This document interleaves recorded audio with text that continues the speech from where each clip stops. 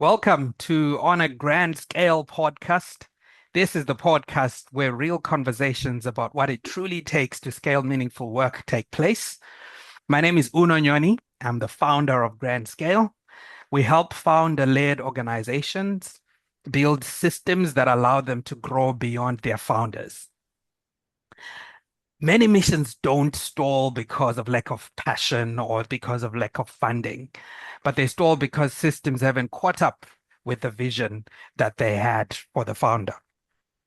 So, what is it that we are talking about in this podcast? Um, we speak leadership, strategy, finance, governance, the hard decisions behind real growth. And today, I am excited to be talking to a an expert when it comes to scaling impact. um, we have Erica Kempken. She is the co-founder and CEO of Youth at Work, a South African social enterprise connecting young people to real workplace opportunities across corporates, small businesses, NGOs, and the education sector. She has experience in this sector for over 3 decades. That's a lot. She has worked across education, training, and youth development, helping bridge the gap between learning and employment. Through her work at Youth at Work, Youth at Work has facilitated employment for over 14,000 young people, has contributed to the economic empowerment of over 1,400 small to medium enterprises, and helped many companies to meet their BEE, and SDG targets. She is known as a dynamic communicator, and I'm glad to say that's how I met her. I met her when she was speaking, and I felt what a powerhouse this is. She's a powerful network builder and champion in youth potential. At the heart of her work is simple belief, the simple belief that when we place young people first and collaborate across sectors, we unlock the potential of the entire organization and the entire generation. Erica, it's a real pleasure to have you with us today. Welcome to On a Grand Scale podcast. Thank you. Thank you for having me. All right. Okay, so let's start from the top, where it started, before Youth at Work, before who is Erica? Where was she born? What was her upbringing like? Um, the whole shebang. Thank you. Yeah, I'm a Joburg girl. I was born in Joburg, raised in Joburg, and I'm still in Joburg. And in fact, the house that I grew up in is the house that my husband and I took over, and we raised our 4 children in. And now one of our sons is living there, and he's got his children there. So it's a family home. I'm one of 3 girls, and my dad didn't have a son, so he had a workshop. And who needed to help in the workshop and drilling and using all sorts of devices and helping with the maintenance and getting up on ladders and fixing this and that. So my world of work was quite simple at home. My dad didn't see it as an obstacle that we should be helping. And he taught us a lot. He taught us a lot, just being involved and being capable. Um, and what were they doing, your parents, your mom and dad? What's their My dad was background? employed, but just to put in context, my dad came from Germany. Right. He had 2 years of school, was too young to go to the war as a soldier, but was taken into the camps, into the camps to work in the coal mines. And after that, school was finished, did an apprenticeship, and was sent out as basically a mechanic, actually, to work on streets in Joburg. So was sent out from a German company with a whole lot of equipment to maintain them and to build roads. Okay. And met my mom, who's a Rodine old girl, and they met up. And he was always employed, but he was also always self-employed. So he was employed, but he loved working in property, and so maintaining properties, looking after that, and my mom did all the work behind the scenes for that. So we grew up in a home where education was important because my dad never had it and my mother had exceptionally good education. So education was a big deal, and we went to the German school to maintain the language and the culture. In Johannesburg, we went to the German school in Johannesburg, and I then later studied to become a teacher. So I'm a teacher by profession. Um, yeah. Right, right. Okay. And so what do you think you learned from your upbringing that kind of what are some of the things that you think you took on from that upbringing to what you are doing today? Yeah, I've thought about that a lot, especially in the work that we're doing now. I mean, one of the things sometimes Germans are known for, and that's certainly a home that we grew up in, is my dad was very disciplined. Right. So, he would do his exercises every morning for a couple of minutes, but he did them every morning for half an hour. And so the rhythm and routine of discipline. We ate supper at 5 o'clock. My mother had supper cooked. Everybody got together, and there was no ways you were not sitting together at the dinner table to chat about the day and to have a good meal together. So I learned rhythms, I learned routine, I learned hard work, I learned discipline. Um, and I learned the slow and steady rewards by building and focusing on the same things. So my parents often invested in long term, like in property. We were speaking about investing in property and working on. That's why maintenance on these properties is so important. And it was a long term investment. So yeah, I definitely learned that vision, holding the vision, holding focus, and maintaining health and daily rhythms. Hmm. It's a very good one because obviously rhythms and become a very big part of scaling any organization, right? If you can't repeat the same things, it becomes a part of culture. That's Mm. interesting.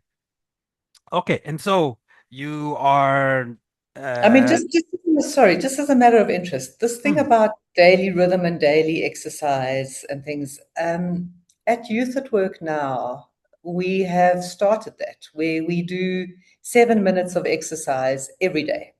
wow, Everybody's got their mat. We lie wow. down. We do a 7 to 10 minute exercise program, which everybody can do. It's not tough and hard, but it is Mm, consistent. And it is the mm, whole body and up and down. It doesn't mm, matter whether you've got high heels or not. Everyone's got their own mat. They can take the shoes off and stand on the mat. And then do mm. 15 minutes of mindfulness, just breathing Wow, techniques and right, mindfulness. right. And that exactly that rhythm of this is what keeps us going is okay, doesn't matter what today brings, but we go back to the basics.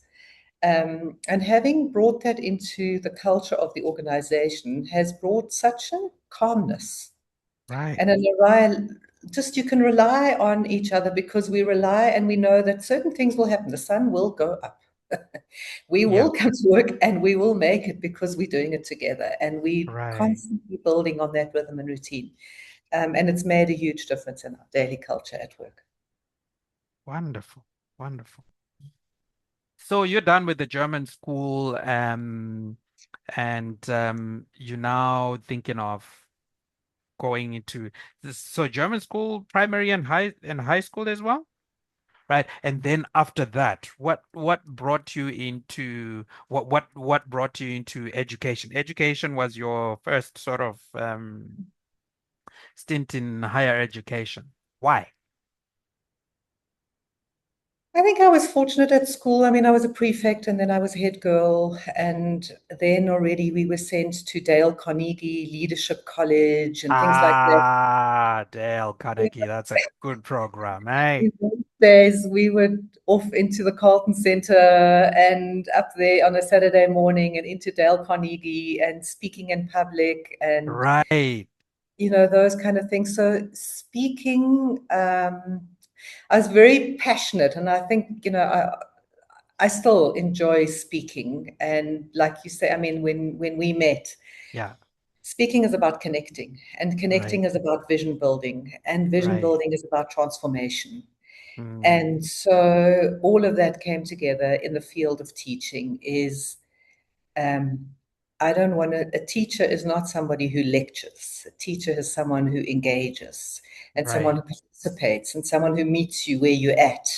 Right. And so that was what was I was excited about is understanding other people and particularly kids. I mean, kids are open. Kids are Mm, open books. They're not filtered yet. They haven't learned to mm, put all those masks on, hopefully not at an early age.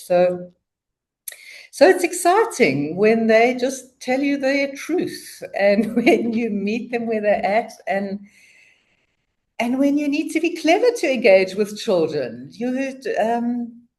And there I was always curious about education and what really real education is. Is it discipline and all those things, but knowledge. What is knowledge and what is really the purpose of school? So my longing was more than communicating and growing with people. It was really to identify and understand what is the purpose of this thing? Like, what right. have we been there for so many years of our lives? Are we serving the children? Are we serving manhood by the systems that we've got, or are there other systems that we could be doing in order to enhance the quality of human life? Hmm. That's a big why. And why you've spent over 30 years working in now. So you are done with your first what was that? Was that like a diploma in education? Then you're done. What happens next? I taught for a year. I went to Rosebank Primary and Mm-hmm. I was a senior primary teacher there at Mm-hmm. grade four. And grade four is an interesting year because you're still a class teacher, or in those days we were still class teachers. So you teach every single subject.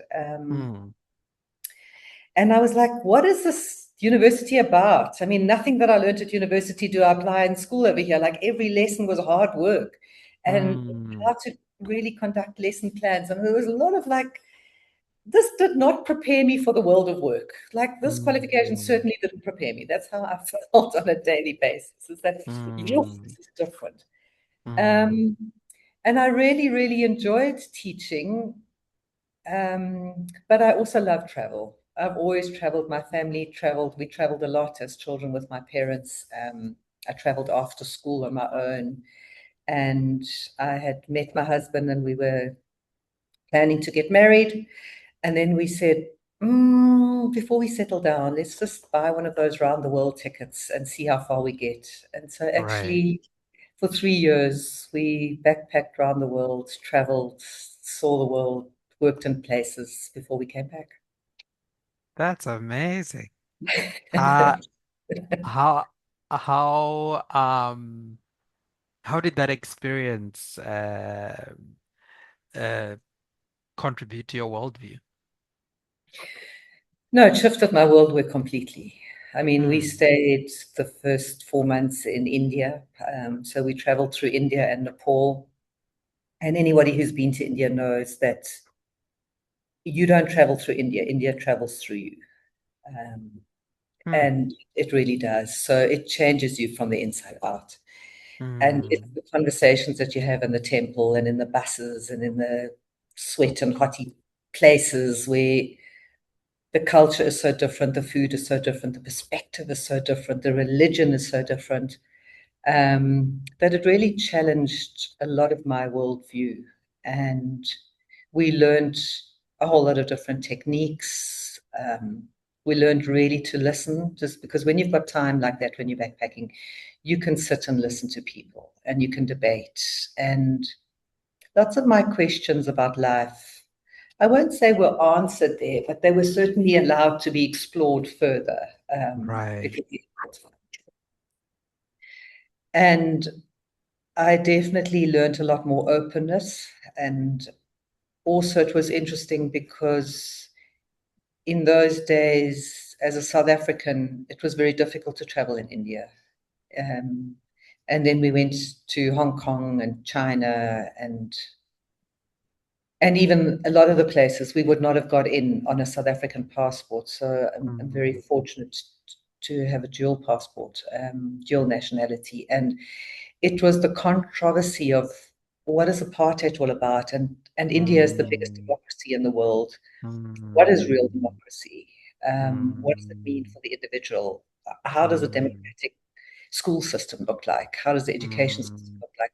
What is the country all about? How are the laws governed? And then China was a complete culture shock because there we were on the other side of really feeling what it's like to be nothing and to not be counted because foreigners were really not encouraged to travel and had to pay a different currency, and we were kicked out everywhere and handcuffed to seats and locked up and whatever because we weren't in the right place. So it was a very different experience. So that experience of feeling and really experiencing being an outsider mm, in a different world, mm, not belonging, mm, trying to understand mm. what are the rules.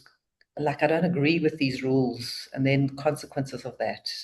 Yeah, So there was a lots and lots of learning, lots and lots of learning. lots of exposure, clearly. Um, and then is that when you then come back and start energy guides, or is there something in between? Yeah, I was working well, as a when I was studying. So as a student, I always had a part-time job, and that was tour guiding. Hmm. Because I speak German, and there were a lot of German tourists. Oh, yes, yes, the So I connection, I see. when I was in Germany, I mean, one job that we had to make back the money that we'd spent, I worked in the last minute in Stuttgart Airport, and there I had the chance to travel more, but also to passionately try and sell South Africa. And Mm, in 1.5 years of working there, I sold 2 trips. And I was like, why is this so hard to sell? I mean, I know apartheid, but it's a beautiful country. And mm, okay, but the safety, but, mm, so it really showed me what the world has got to offer and where South Africa fits in. right. And when we came back, um, it was, am I going back to teaching or am I going back to guiding? And I did go back to teaching, but very shortly thereafter, I was pregnant and we were expecting our first child. And I thought, no, I can't be there full time. I really would like to focus on being a mum. Hmm. Um, and simultaneously then started Energy Guides because I went back to the tourism industry and said to them, what is really needed? And they said, Erica, we actually need to train guides. So I said, okay, fine. I'm not going to go on the road anymore. I want to be at home, but I will develop a course to do the guides training. And that was before the CETA days. So I wrote a curriculum. It was accredited then by SATUR, and then they changed. And 1994 we were actually overseas in those elections and voted in Munich in those elections. And yeah, I came home, wrote a curriculum, and then it wasn't accepted by that institution that I developed it for. So I took it over as my own business.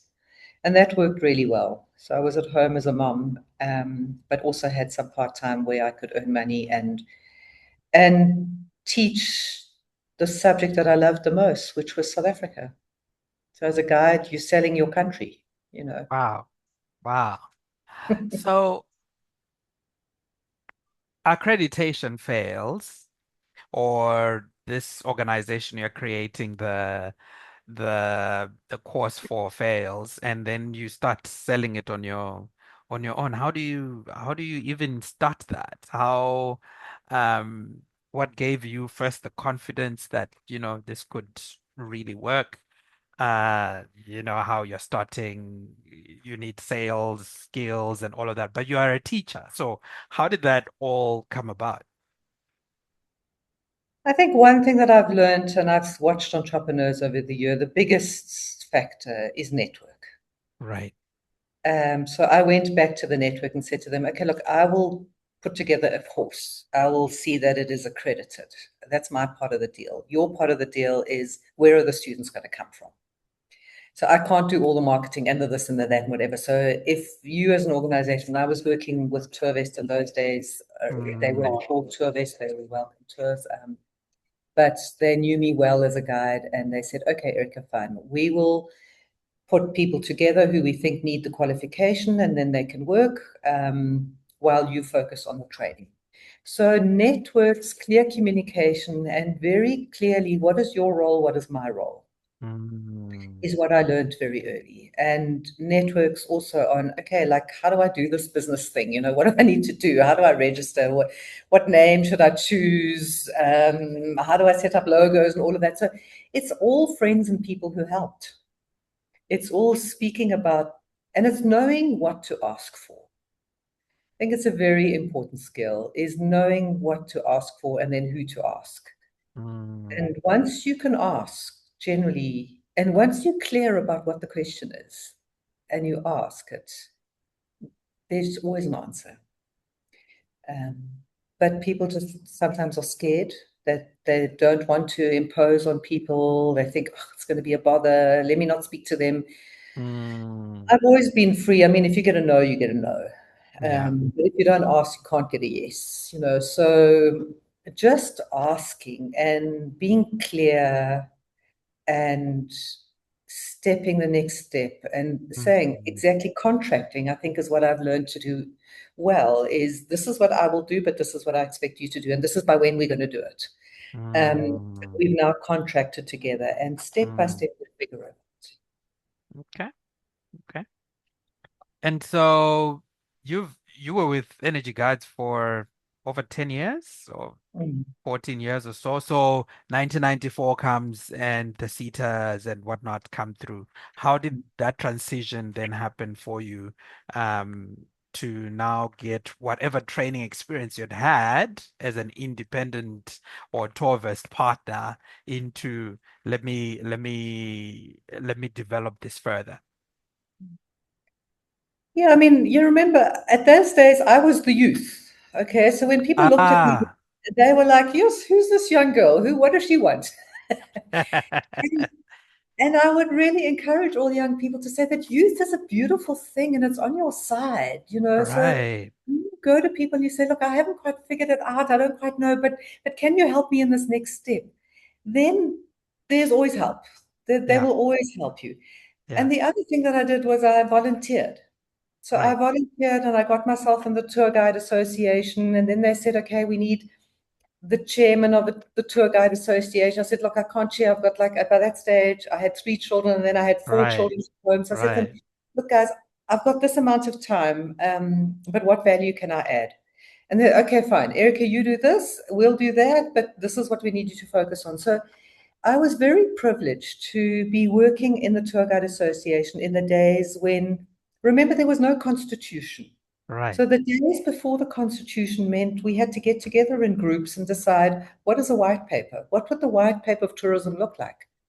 What would a tourism act look like? What would be important? So I'm very privileged to have been there in those years, to have been together with amazing people well ahead of me, and together figuring out what does an act look like? What is that? So I was in the drafting of the white paper. I was in the drafting of the CETAs and the qualifications. That Wow. became the green paper. That became the act. That was before the CETAs existed. And I said to them, look, I've written a course, but this was before the qualifications. So now they went, okay, well, now adapt it. So I wrote that course actually 4 times. Jeez. It was before, it was in the Saturdays, then they Right. scrapped that and said these are the new rules. So I did it again, and that was when Mm-hmm. Energy Guides came out. Then Mm-hmm. came the CETAs, and that was the first draft. And then they said, Mm-hmm. okay, that's not working, scrap that. And then we went to QCTO. So QCTO has been around a long time. And we Right. said, okay, so what's beyond the CETAs? What would a system, I won't say a better system, but what will a system look like that's more integrated, that's more functional? And we drafted that documentation for the QCTO. And we went from unit standards to part qualifications and fundamentals to base qualifications that are necessary for that subject. So the thinking of how qualifications should be set for the outcomes to be achieved, all of that thinking took place in the early 2000s. And all of Mm, that thinking I was really privileged to be working and involved in, to understand the bigger picture is if we want qualified people and we want, like in this case, tour guides, what is the quality of the individual that needs to be present for that to be mm, successful?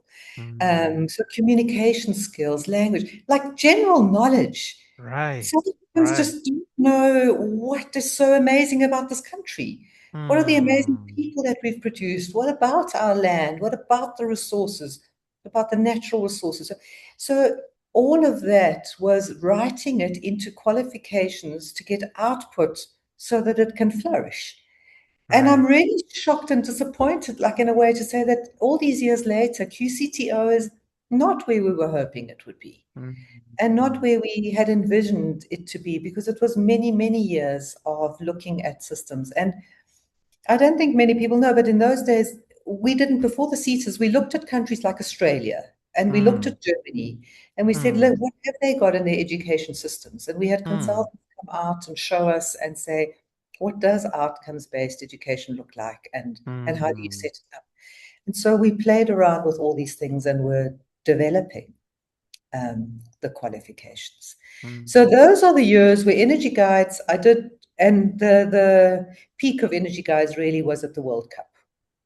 So mm, 2010 was a big mm, year, mm, and mm, mm, 2009 for us was a very big year because we had a client who then said, look, we need, in this case, we needed 26 trained tour guides for the World Cup. mhm, Um, and let's not take trained experts. Erica, you've got a year, choose people with potential and make them top guides in 12 months. mm, And they have to be top class and they have to be in 4 provinces and they have to take world leaders around, business leaders, and they must be at that level. So mm, that was the brief. And then we had 12 months in which to select amazing people where we knew had very little qualification but pure potential. And then what were we going to teach in those 12 months? And then get them to world-class standard.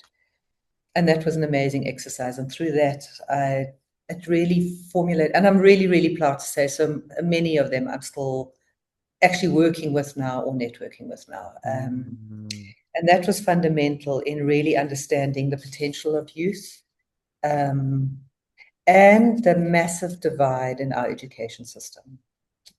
If you came from a privileged background in school, what you knew as general knowledge and what your wealth, though, is if you came from a rural school or background or township setting, the things that you knew that were actually so valuable but weren't counted. And how do we balance that and bring all of that into storytelling? Because storytelling is in guiding. It's the way you mm. tell the stories and the passion. So really taking the strength of both worlds and trying to bring them together. Wow, that sounds like a very rich experience that you had Mm. there. Um, just a quick one around the CETA and QTCO, is it? How what you talked about a gap and where you were expecting them to be by now. Just briefly, what were you expecting should have been there now that's missing right now in terms of development in the education? So the CETAs had qualifications with fundamentals, Mm-hmm. cores, and electives. Mm-hmm. And the qualifications were structured in that way. Mm-hmm. The QCTO was also an element of workplace integration and Mm-hmm. alignment to work. Because what we're seeing now in a lot of the qualifications is a disconnect between what the qualification holds and what the workplace actually demands. And this disconnect is getting greater and greater as time goes on because work is changing so fast. Right. the way we work, the skills that are needed for the job, the actual jobs are changing. So Mm, the connection between the world of work and the world of studies is an interesting space and a challenging mm, space because we have to keep pace with the changes. We have to also understand which things always need to be in the curriculum. Doesn't matter how much the world changes. sure, This is fundamental to the profession, and sure. actually everybody coming in here needs this as the background. And Mm, holding that space and being able to integrate that into work. I think what still happens often is there's training on the side, and then there's work on that side, and then the employers mm, still choose. Sometimes employers are involved.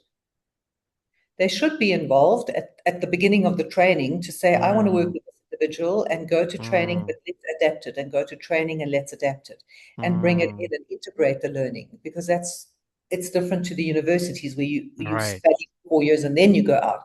But sure. we have got in the CETA realm, we have got a flexibility of To connecting work. continuously adapt as we go because the needs are changing. Correct. Mm, And we see now a lot of employers are paying for training. Because that's the way the mm, system is set up. So they're incentivized mm, to pay for the training. But mm. afterwards, when the graduates come out, they go, oh, well, actually, the guy doesn't really know what to do over here. So we can't really employ them.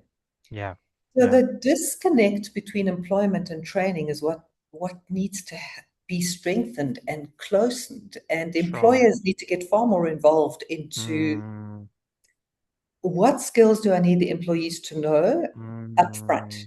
mm, What skills mm, can we teach while they're in mm, here? And what mm. are the fundamentals that really take a long time to sink in because you need to have the background before you can understand the technical Sure, details?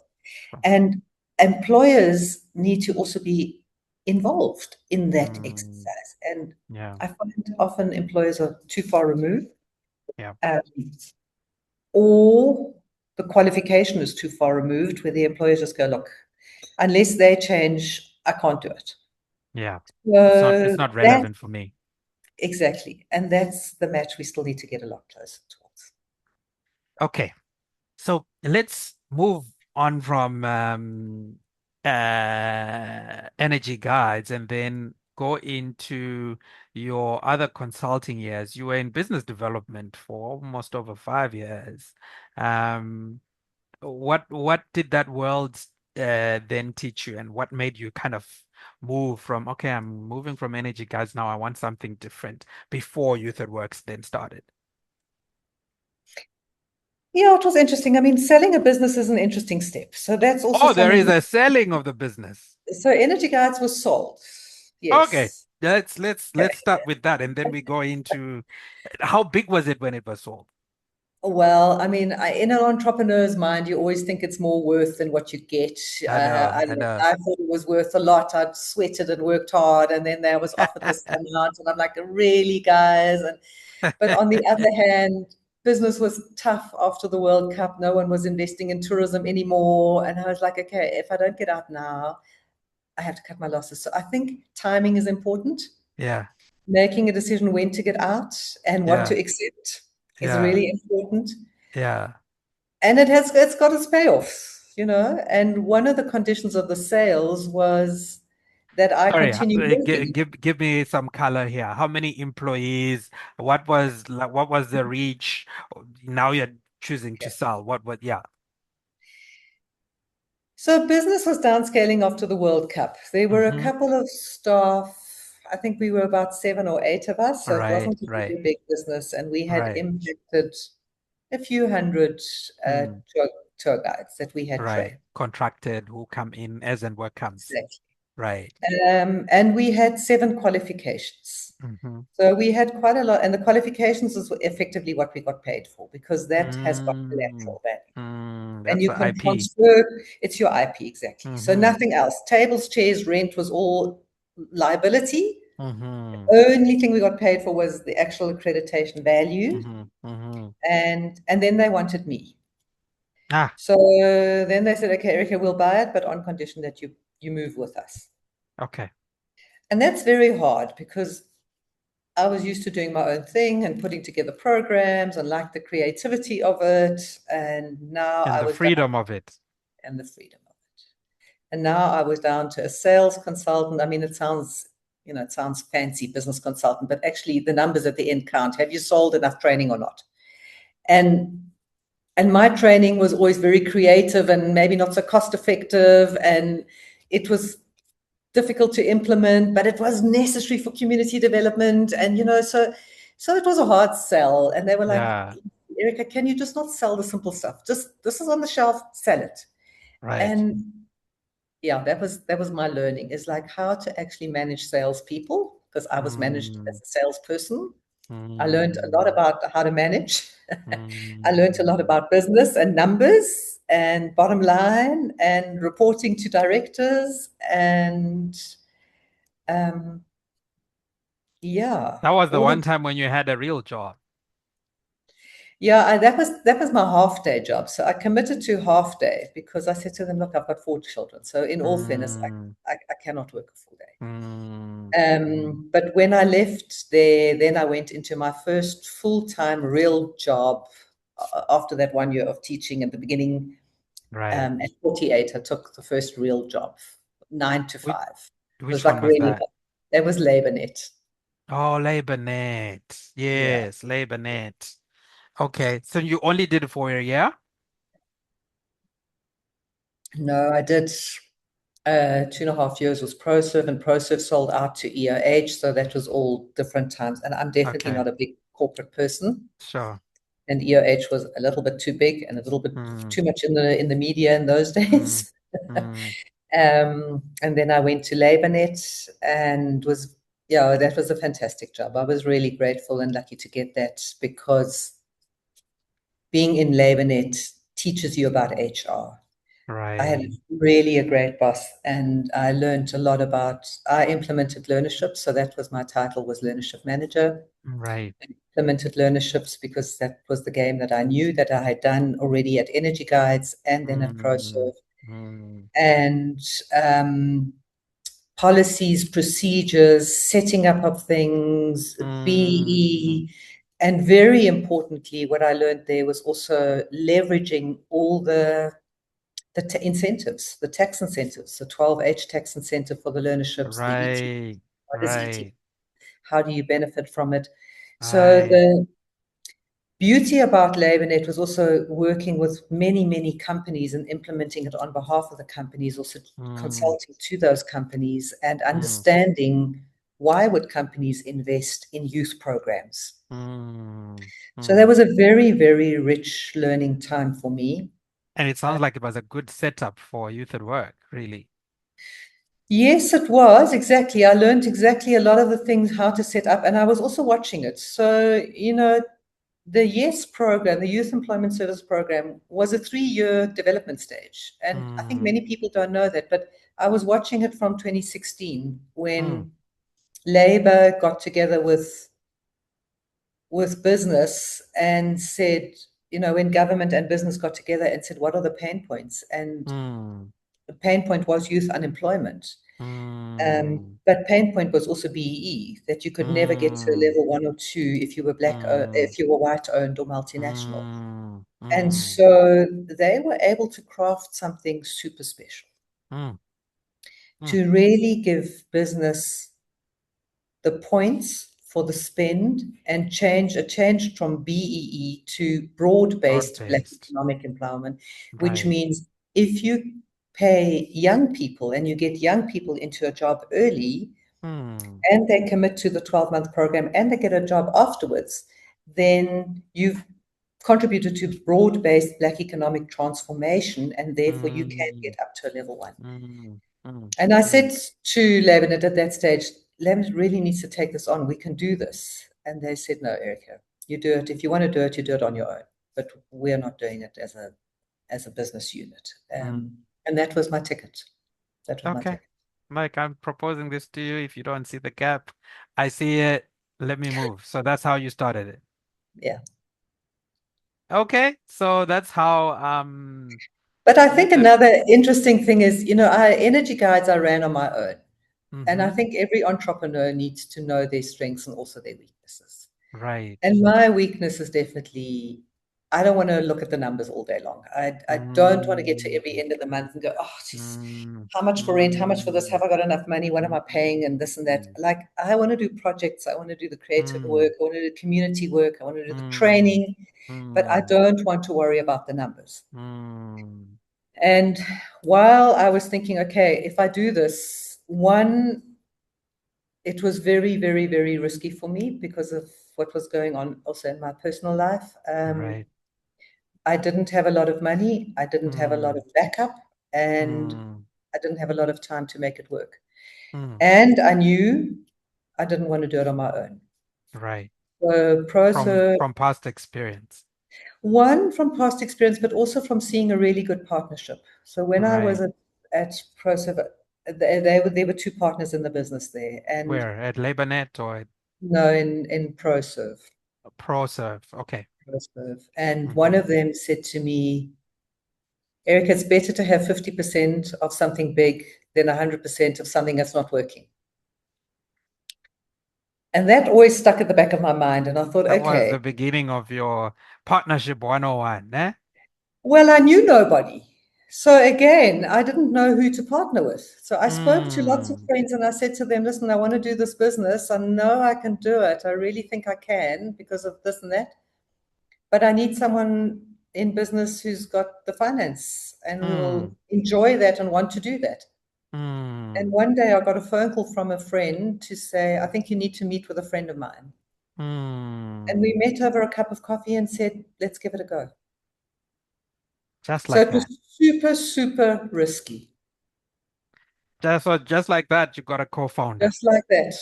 Just like that. I said to her, look, I don't have much time. I don't have much gap. I need to earn money and it needs to work. And she said, okay, I'm in. We'll give it our best. Okay. Okay. So So let's get into I met Jacinta in October. We registered, and yeah, we. I also need to say that entrepreneurship. My son always says to me, "Mom, entrepreneurship is not a quick race. It's like a gym. You have to go there every day." right, right, right. So I opened an NGO in 2005. It was called Siafunda Tours, and we were going to do educational tours linking to tourism and education. And I had this big Mm, idea, mm, and it mm, never really worked.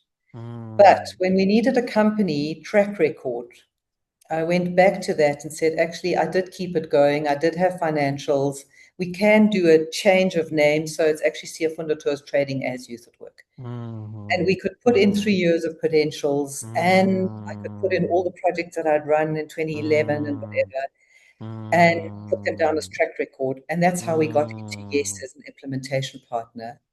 That We is very, registered that in is, December, and in February, we had our first contract. So it was less than 6 weeks later, really, we had our first contract. that's a deep lesson there that sometimes some of the things you build will not see the light of day in actual progress until more than 10, 15 years later, right? Because That's it. 2018, things are now changing and Siafunda Tours NPC is now being used to do what youth at work needs to do. Otherwise, without that track record. So sometimes these things are meaningful, but they just haven't found their right environment yet. Okay. Yeah, you just have to keep on going and knocking at it and going, okay, that idea didn't work, but it doesn't mean I'm It's useless. dead and gone. Yeah. It's like it's not that I'm useless, that the idea wasn't a good idea, wasn't the right time. Yeah. Ah, Okay, let's shift idea, but don't quit. right. Right. Right. That's important. Yeah. Okay. So got very little time to go through the rest of the impact work that's now happening at user work, but I'm sure there's so many nuggets to learn from the journey of the founder. So now, um, give us a picture. What does the opportunity aggregator in and I love the language in youth at work? What does that look like? What opportunities are you giving? What gap are you kind of meeting with the work that you do at youth at work? Okay, so I'll give you two examples. Hmm. The one example is when we started Youth at Work in 2019, there was a big need already then in schools.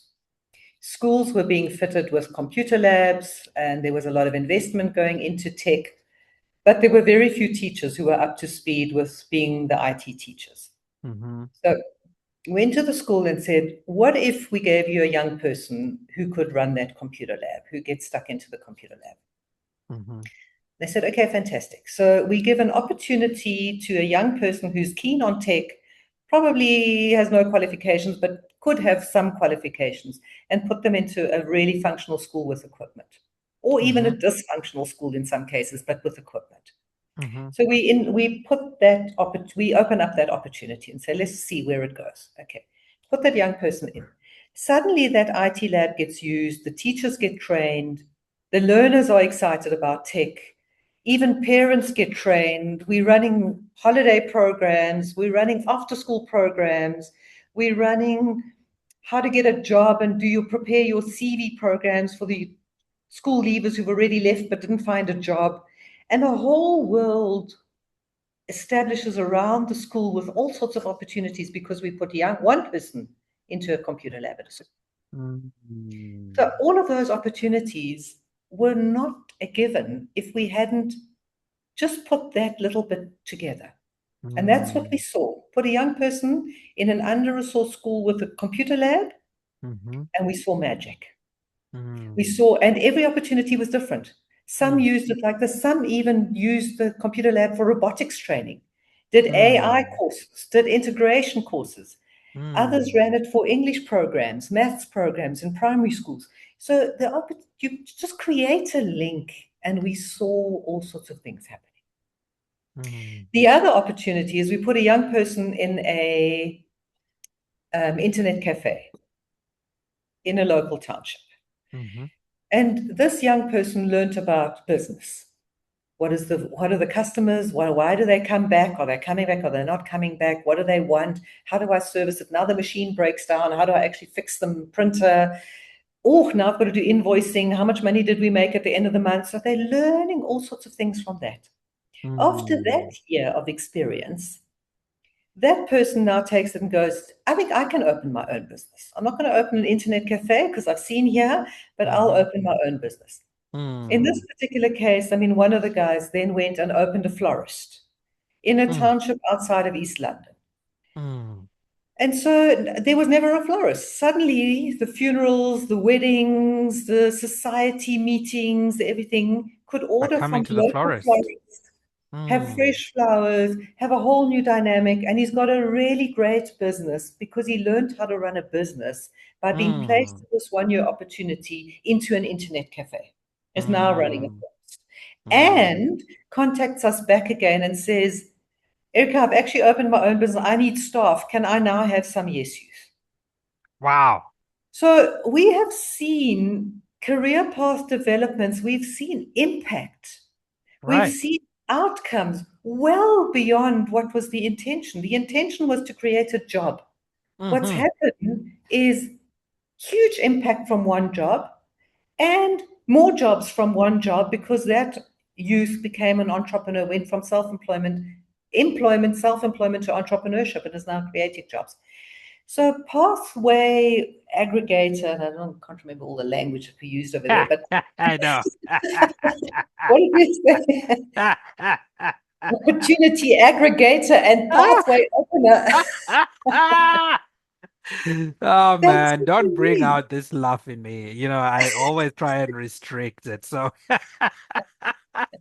oh, but okay, okay, yeah. But that's what we mean. It's like, it's wild. Once you open it Hmm. up, it Hmm. is become so diverse, and we have got so many stories to tell Yeah, because every life, every placement comes out with a different result. yeah. So I mean, today I'm actually really excited to tell you we've hit 15,000 youth that we've put through the program. 15,000. There are 15,000 different pathways. There's no one pathway that was the same as another. So it's 15,000 young people who at least have gotten 12 months worth of work experience, of income, um, and they've created pathways from nothing into something that's different and that's unique to each one of them. Correct. And if we go on our impact of 17% of the youth open their own businesses. So 17% of 15,000 is lots and lots of businesses that have been created because of that 1 year work experience. That is And others amazing. who've gone transitioned in their careers from an entry level job to now junior management, senior management positions, even from Right, salaries 3,000 Rand to salaries way above. right, right. And from looking after sometimes being grant dependent households where you look after three or Mm, four people to now having mm, salaries, children, parents, building households, plus the work that you're doing impacting all those other lives. So it is massive. The impact on the outcomes were far greater than we could ever have imagined.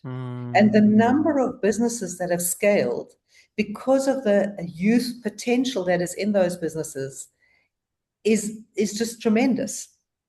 And what we've also, and I think this was part of the conversation we had when we met, is that what's happened is, let's go back to the guy with a flower shop.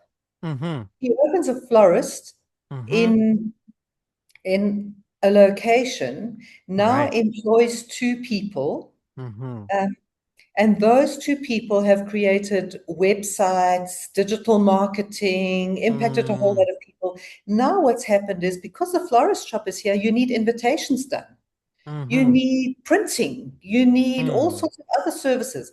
Plus, they need to link up to an events company. So mm. they have now created a whole network around eventing and It's a whole around event ecosystem. management and an ecosystem.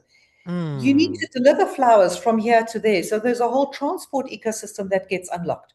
So mm, it's massive when you start mapping and tracking outcomes of something that looked so simple as we're not tracking a job anymore. We're also not mm, only tracking how many businesses have we supported, we're now looking mm, at the secondary impact. What are those? I mean, last week we were at Tuli Maransela, Prof. Tuli Maransela's offices in Stellenbosch. mm, Their research at Stellenbosch is only possible because every year we place a number of law graduate students into her department that are co-funded by through our program, so that she mm. can do food policy management and hunger management strategies into overcoming hunger because of the youth that we have placed in that particular department. Come on. So policies are being written and drafted because youth at work is at the back end of there. Ah, Schools are growing and IT is implemented because of the back end. Teachers are being developed because of the back end of what Youth at Work is doing. Businesses are being developed in township because of the back work that Youth at Work is doing. We know network providers are growing out because of the network infrastructure that's being built on the youth that we have put into the program in business with Wangoleto Technologies is now creating a whole internet and Wi-Fi right, connection countrywide right, because of the right. youth placed in that business. Mm, So mapping mm. the impact and the outcomes become quite difficult when you look at all the layers that are in the impact, not only in 100%. that person's life, but in the work that they're doing in the organizations and the work that the organization is able to do because of the labor that they've got. And that is the impact.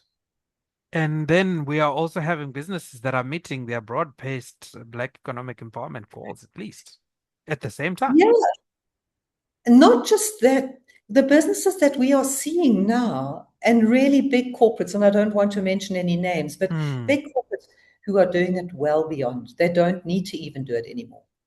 They've reached their target, and actually, they're not mandated to do the program, but because they've seen the impact of the program, they're still doing it. because of the heart. They can see the impact that they are making in the community. Correct. Because we're starting to feed back the primary impact, the secondary impact, the tertiary level impact of what really Mm, is happening in the communities because you've provided one job. wow. Wow.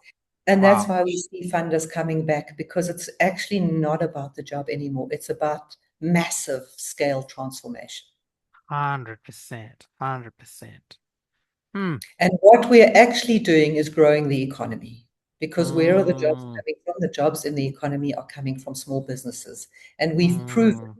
that we escalate small business development. Sure. We really Sure. amplify a business Sure. into Sure. sustainability because of the Sure. support that we give at that level.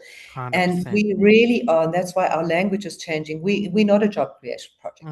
We're a Mm, small business incubation through human capital development. And because you've got that human capital, your business can scale into sustainability. And I know right. the next question, which we have to get to right at the end of ours, is like, where's youth at work going to be in sustainability? Right. And I think what we've managed to do is take funding, build it into a program, take program funding and build it into systemic pathways. For example, in the automotive industry, now linking up with large suppliers of used and new parts and making sure that there is a youth element and youth business in bringing those parts directly into the townships and into the rural areas Mm, and taking other pathways, bringing it into that informal economy.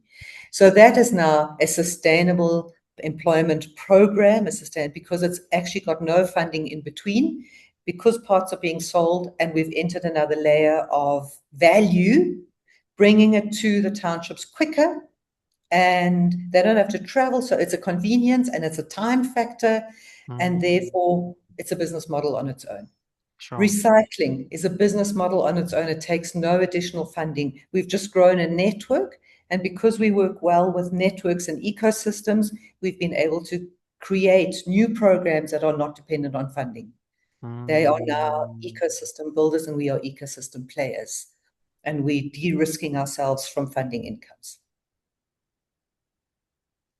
This is like social entrepreneurship Yes. lesson at the, like already you are looking at that funding dependency is going away because of what you have started building.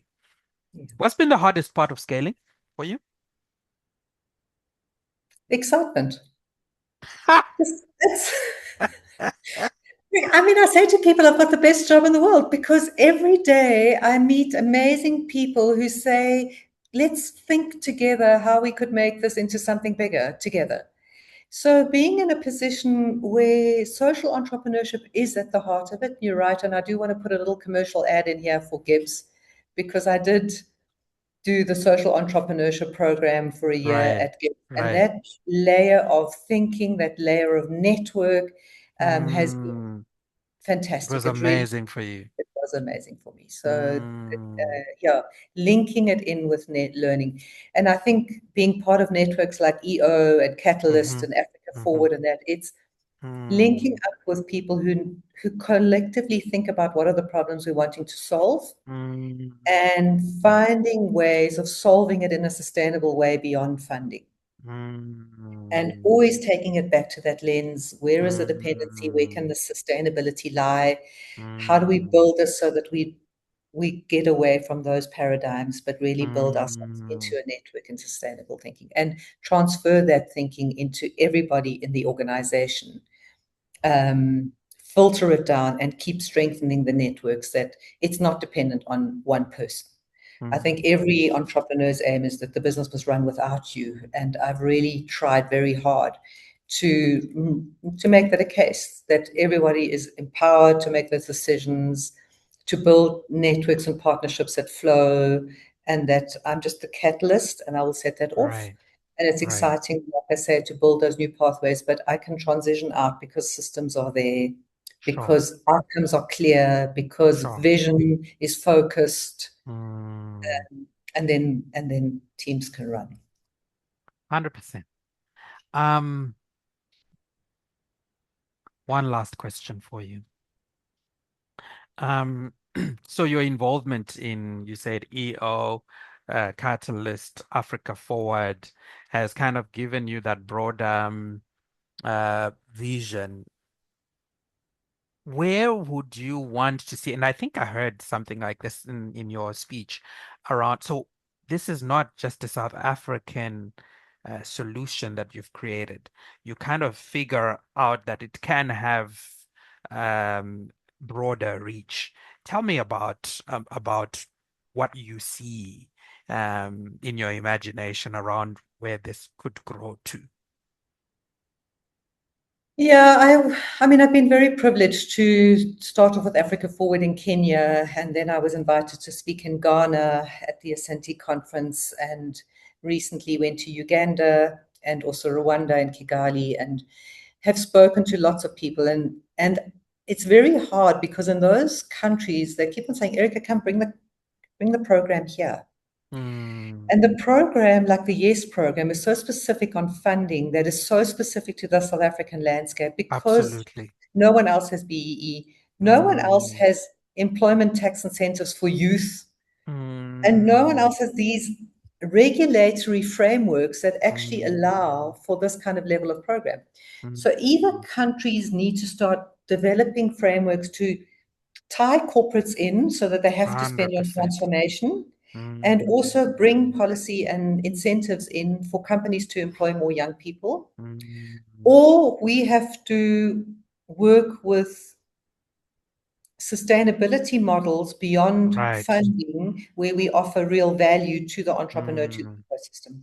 mm, And for mm, many years, that has really been my observation in looking at how do we do this? How do we do mm, this? And in Uganda, yes, we have started a program which is work. We also have different programs in green economy and education and so on. But our program in mm, education, one of the ladies I met in Ghana and then visited in Uganda has also got a school program. We showed her what we're doing in schools. We've been, mm. because of tech and because of the funding model, it's been transferable. And Right. so the school program that we are running, the Youth Profiler program in foundational literacy and numeracy, is now running in Uganda. Mm, Can we mm. bring the employment program to Uganda? I believe yes, because it can be paid for in different ways. And we must just find the funding over there. Right. So the vision is to really go beyond the funding frameworks that we have in South Africa and to create models of sustainability that can work in other countries and possibly even share with them the policy landscape and the particularly the tax incentives that have worked for us to implement programs like this Yeah. and would be only transferable if other countries also look at incentivizing youth employment and economic development in the same way that we've done. So I really think South Africa is unique, but leveraging on the learning and the pathways that we're now establishing, we can transfer them. Wow. Erica Kempken, thank you very much for spending time with On a Grand Scale podcast. Thank you for the lessons that we've learned around scaling, around education, around what needs to shift, and the hope that you've infused around what can be if people come together, they think about solving problems, and they get on with the work of solving problems. Thank you very much to our listeners and followers of On a Grand Scale podcast. Surely, after Erica Kempken has spoken to us, you now know the channel and the place to come listen to more of how to scale your business, your NGO, or your institution. This is where we come to learn. Thank you very much, Erica. Thank you. Thank you.